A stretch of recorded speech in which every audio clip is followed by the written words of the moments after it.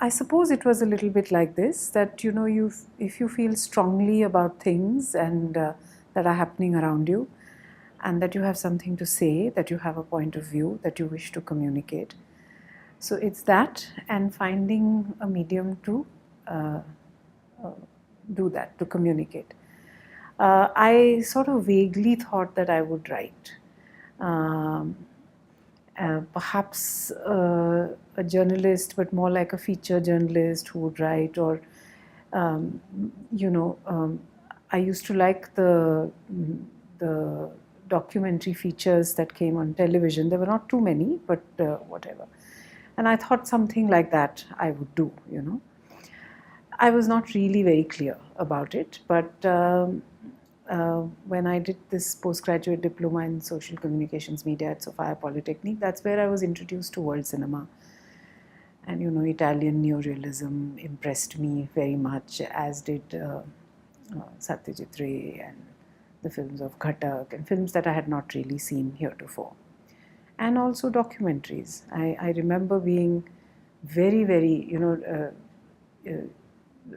a film that left a deep impression on me was Anand Patwardhan's Bambai Hamara Sheher. And I began to feel that perhaps this is a medium that I could work with. At that time, there was only Doordarshan, and of course, there were independent filmmakers. But because by mid-80s, you could see this kind of cinema that had been made, because before that, there was largely the films division funded and produced documentaries that were shown at the beginning of a feature film a fiction feature film in theaters.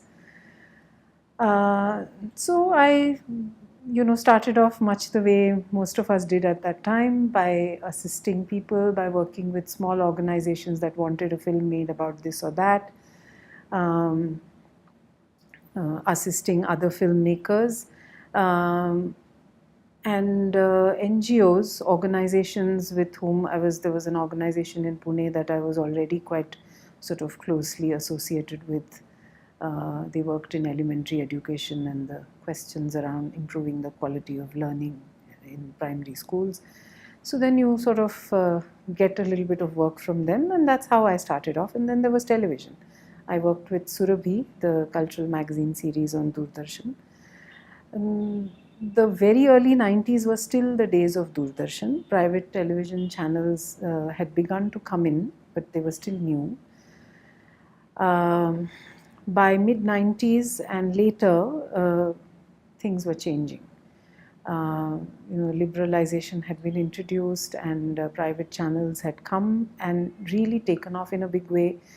So they created a lot many more opportunities, but while they did create opportunities, one felt that it was only a certain kind of opportunity, and that other kinds of programming that was, say, possible on Doordarshan were gradually getting eroded. So to give you an example, at that time Mumbai Doordarshan had a program. It was a conversation really. It was not called Pratibha Ani Pratima. Pratibha is talent and Pratima is image, where well-known and respected writers, musicologists, academics would interview artists. And it was such an enjoyable conversation to watch. It had a certain pace, a certain rhythm. That kind of programming was very certainly sort of on its way out with the coming of private television, because the pace and the pitch of what was called content was changing. But while that was happening, by the end of the 90s, there was also, the digital revolution, as it came to be known later, had come. So digital cameras had come. When I started to work, it was largely the large video cameras, high band and Betacam. There were, of course, filmmakers working with film on 16mm film, documentary filmmakers. I tried my hand at other fiction programs too, but I think I sort of knew that documentary is where my heart lay. And then the coming of digital cameras gave a boost again to independent filmmaking. People were making films earlier, but now it had become a little easier. And around this time, I worked on a film called Blessed by the Plague, which was directed by Arunabh Bhattacharjee. We called him Tipu, and Sunil Shanbag. And I did the research for the film, and I sort of helped to gather all the research and put it, arrive at a narrative structure with the team. And I was an associate director, so I worked very closely on the film. And again, that was an experience that made me feel that perhaps this is the kind of filmmaking that I sort of identified with most.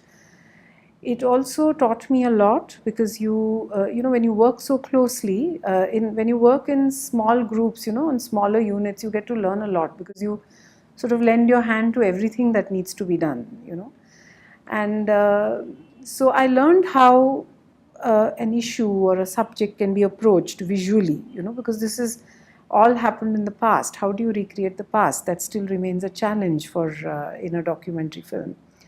So I learned a lot on that film, and also learned what the challenges are and what the problems are and what is it that one can, where can one look for narrative possibilities. So that was there. And then around the early 2000s, I moved to Bangalore, and I happened to meet an economist who saw this film on Surat. It was Blessed by the Plague was a film that looked at the city of Surat and the transformation that it went through after the plague, after the alleged plague. And when she saw the film, she felt that here was a possibility to use film as a medium to communicate some parts of her research. And I, in turn, was quite interested in her research because she used finance and budgets as a way of looking at development. And I thought that was an interesting lens.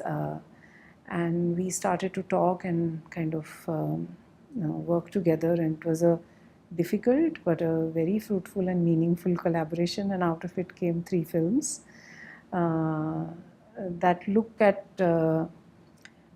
institutions of governance and how they affect lives of people, and the questions they face, the concerns they have.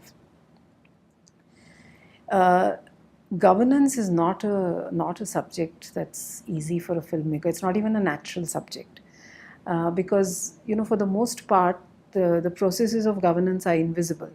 They only become apparent over a period of time. When you sort of look back and see what has happened, you begin to see patterns and so on. So it was a real challenge. But that was the attempt to tell the story on film. And what I suppose I found exciting was that, the people through whom the act of governance happens and the people upon whom the act of governance sort of takes place, both come together to tell that story. So that is what interested and excited me about it. So the engagement with urban came, it really began with this Surat film, because what happens with the urban is that, I'm somebody who's, been raised in cities. The city is my sort of natural home and habitat. So it's around me. Everything that happens in the city is around me. And yet one sort of does not always see what's going on, unless you sort of choose to look at it. So I felt that what was happening around us in cities is something that was interesting enough to look at, that had stories hidden in it that were worth telling, that were film-worthy stories.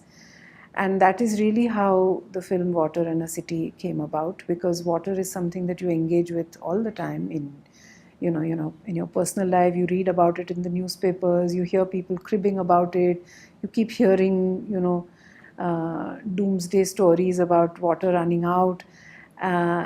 So then you start to, I got interested in how what is a city's relationship with water.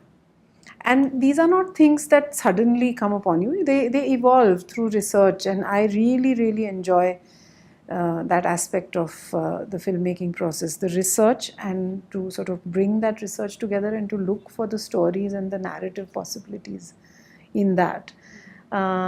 So it is through that research that I thought that a film that was sort of worth making was to look at a city and its relationship with water.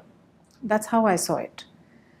So how does, because water is something that you do take for granted for the most part. Most of us in cities do. Even those of us who have a problem take it for granted. And I thought it was, so what I tried to do is to bring the many stories of water in the city within one larger narrative. To sort of bring my experience, or say the experience of somebody like me, of water and my interaction with water in the same story as, say, somebody who lives in a slum in Gavipuram and needs to fill 20 pots of water in a day, or somebody, or a fisherman who feels that they have their access to the lake where they used to fish has been taken away from them. So when you bring these stories together, because I don't think the urban is really one monolith, right? It has so many. I mean, one city has so many cities within it, and so many stories. So I feel that so therefore it is quite complex, and trying to sort of reveal or unveil those layers that lie behind the other is exciting. There's the Surat film. There were the 3 other films that I made with Sharadini Rath, The Economist, and then the water film. They sort of form a part of, I could say, one body of work that largely looks at not just the urban, but it looks at places, people, resources, and how these are governed. So governance does play a big role in them. The thing with the filmmaking often is that you make one film and then similar work sort of emerges, either from the film that you've made earlier or in further conversations, because you're inhabiting a world of ideas and concerns, and out of that emerge other sort of stories to tell. So then a body of work grows. It is some of it is sort of a conscious and an overt sort of act on your part, and some of it is what comes to you from the circumstances around you. Neeli Raag in that sense is different. It's a film that I have been thinking about for a very long time. 8-10 years really, because I read an article about an elderly dyer working in Andhra Pradesh, and I was quite intrigued by the images that I saw. And indigo, most of us, at least of a certain generation, remember indigo as something associated with the national movement. It's something for which Gandhiji led the satyagraha, or rather something against which Gandhiji led the satyagraha. So I was quite intrigued by this example of living history, and and then I started my research, and then the film gradually emerged out of that research. See, this is a film that was very clearly visual. It is about a color. So, it's the materiality and the textures of that color and of the crafts processes are themselves so visually rich and exciting that they are my cinematic inspirations for the film, which is quite different from making a film about governance or even about water. Water is much more visual. It has a certain visual element to it. So in that sense, it's different, both in terms of the subject matter of the film and also the kind of film that I have tried to make with Indigo, where it is a sort of, it's a long film, it's a slow film, slow-paced film, and I wanted to make one like that because I felt that it sort of, the story I was telling asked for it. So it's in that sense a very different kind of film. But my concerns with the urban remain, and uh, they come up, they crop up in different ways. And who knows, I might make yet another film about some aspect of the city. The practice of making and the practice of teaching absolutely speak to each other. In fact, I wouldn't know how I would teach if I weren't making, because I bring that experience and that understanding of the practice of film into my teaching.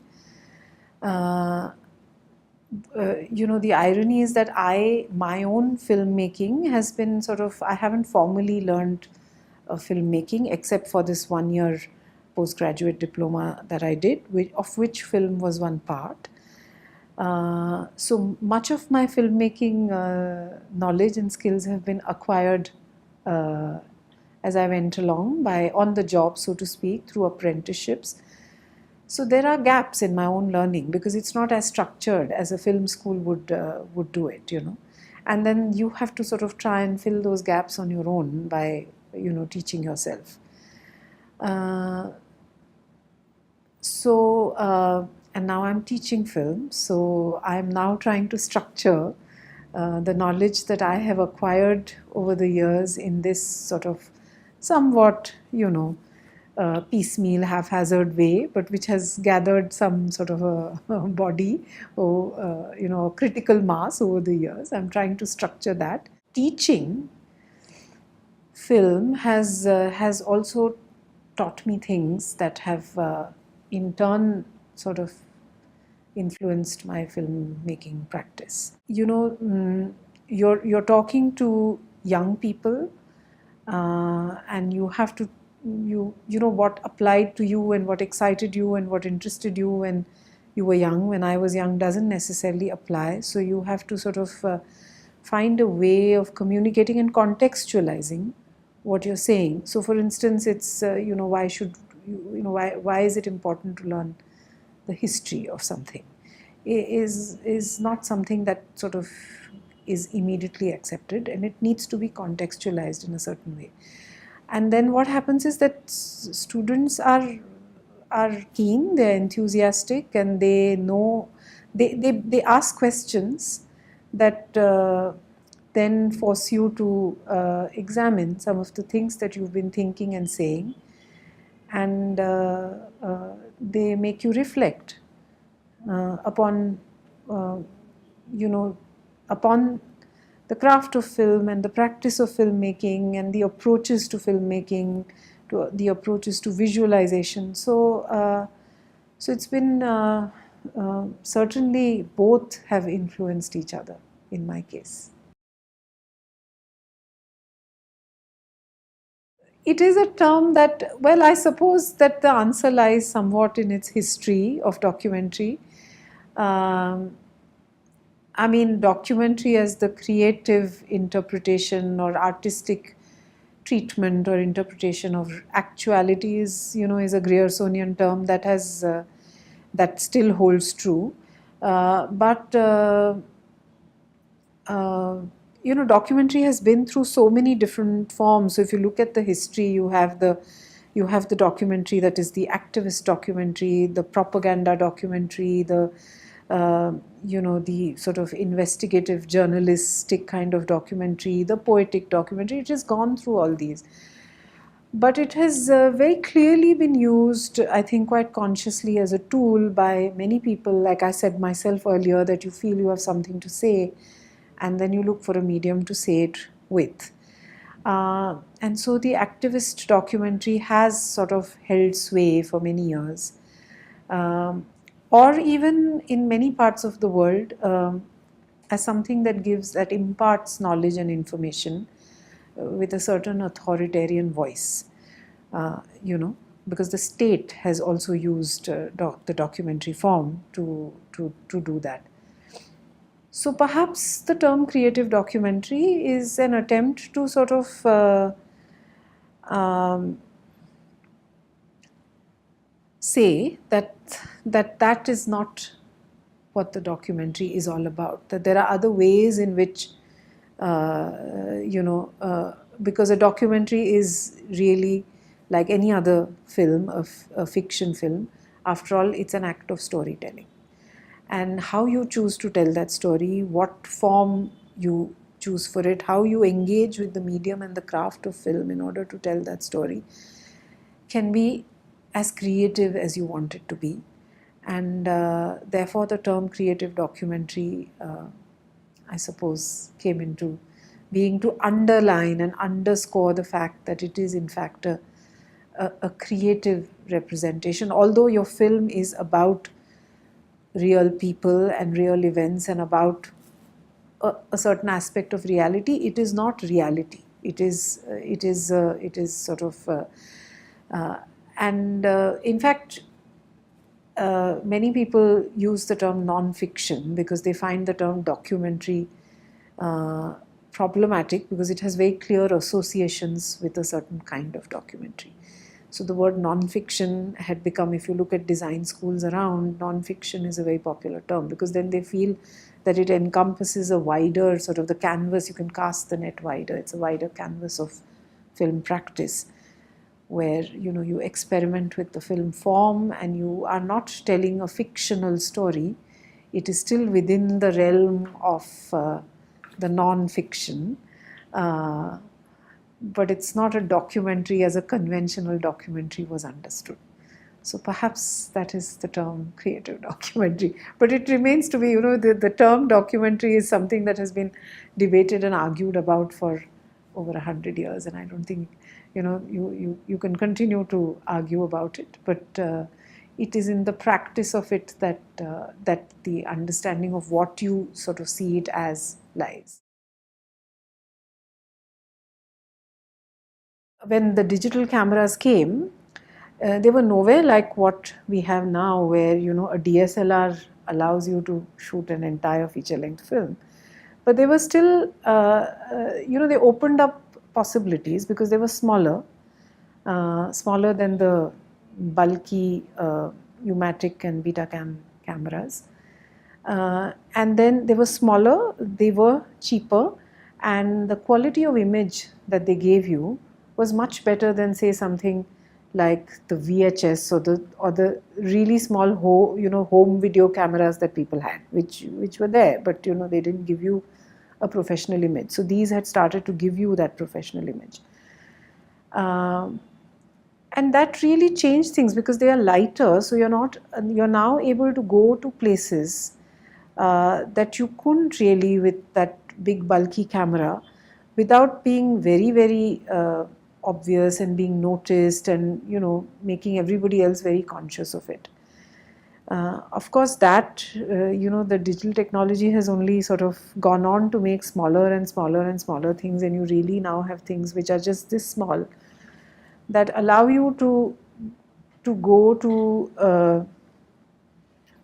a tiny home in a village and sort of settle down with its occupants, with that family, and have an intimate conversation. So it has allowed intimacy more easily, in the filmmaking space.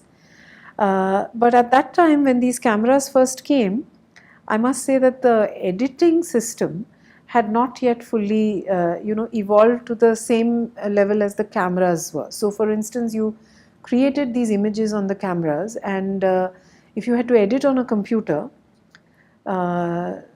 you couldn't transfer the material as it is. You had to downgrade it and transfer it. And even something like 4 GB was considered a huge space on an edit machine. So you really had to downgrade it to such an extent that sometimes it was a pain to look at this really downgraded image and edit with it. And then, of course, once you finished editing, you sort of batch captured in higher resolution that image, and then that too was it did it, but you still had to be very vigilant and attentive, because this was now something that you didn't understand anymore, right? It was digital. Everything, all its processes were hidden. They happened behind in that machine. It was not mechanical anymore. So you had to be really vigilant because, you know, sometimes there would be glitches and then you had to kind of stare at it to make sure that it was happening correctly. So it took a while for the edit systems to sort of catch up, but you know, once a technology comes, you sort of know where it's headed. And then as that increased, you know, you started to shoot in a way that you didn't have to think about how much you shot. Because you had these tiny digital tapes, you didn't even have to worry about where you'd store the big tapes, leave alone earlier the cans of films. And you could just shoot and shoot and shoot. The tapes were not very expensive and they stayed with you forever.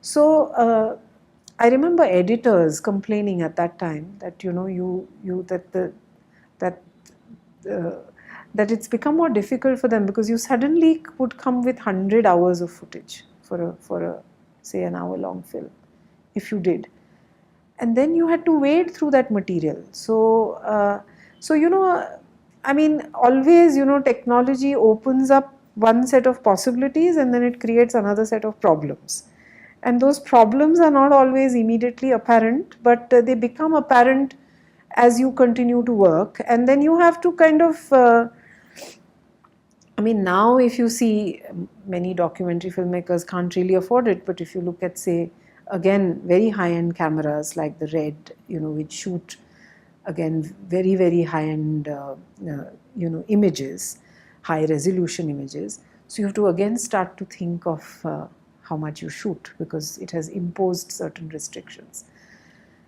So, you know, it's difficult to say that restrictions are good because it creates, I mean, that's a more straightforward thing.